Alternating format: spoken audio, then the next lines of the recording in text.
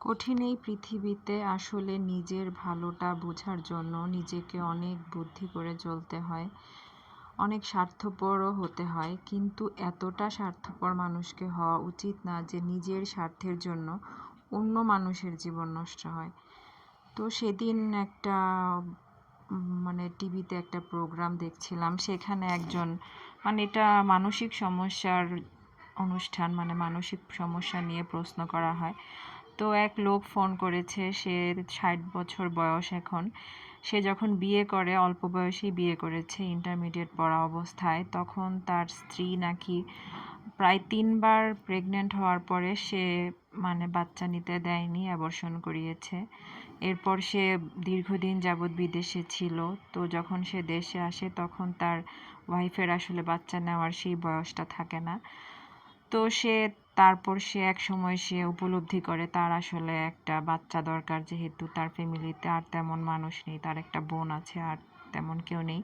তো সে তার স্ত্রীকে সে যেভাবেই হোক রাজি করিয়ে সে আর তার সে বুদ্ধি করে সে একটা গ্রামের সহজ সাধারণ মেয়েকে সে বিয়ে করেছে এবং শর্ত দিয়েছে যে বিয়ের পরে যদি প্রথম বাচ্চা হয়, সেই ছেলে বাচ্চা হয়, সেই ছেলে বাচ্চাটাকে সে প্রথম স্ত্রীকে দিয়ে দিবে।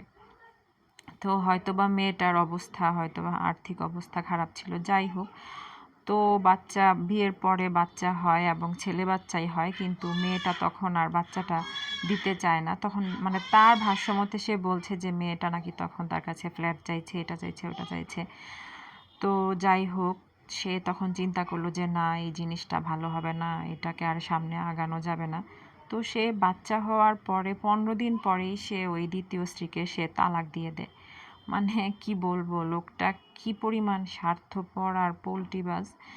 তো এখন সে চাইছে যে তখন নাকি মেয়েটা, তো ডিভোর্সের পরে তো যেহেতু আইন আদালত হওয়ার পরে সব মীমাংসা হয়েছে যে বাচ্চা বড় হওয়া পর্যন্ত, একটা সময় পর্যন্ত তাকে প্রতি মাসে খরচ দিতে হবে বাচ্চার, এবং সেটা প্রতি বছর মাত্র 200 টাকা করে বাড়বে। তো এখন তার ভাষ্যমতে তার দ্বিতীয় স্ত্রী, যাকে সে ডিভোর্স দিয়েছে, সে বাচ্চাটাকে তার বাবার প্রতি অনেকটাই নেগেটিভ ধারণা দিচ্ছে, সব সময় নেগেটিভ ধারণা দেয়।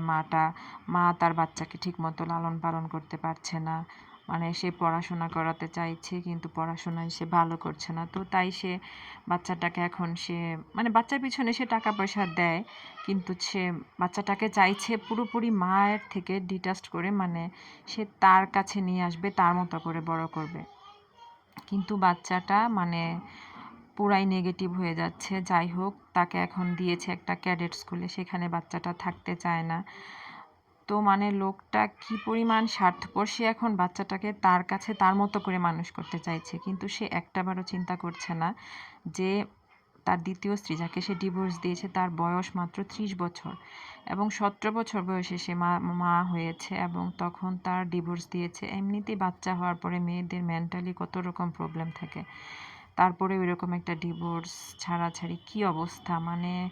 লোকটার কথা শুনে বোঝা যাচ্ছে সে 3টা জীবন সে নষ্ট করে দিয়েছে, তার প্রথম বউ, দ্বিতীয় বউ এবং সন্তান।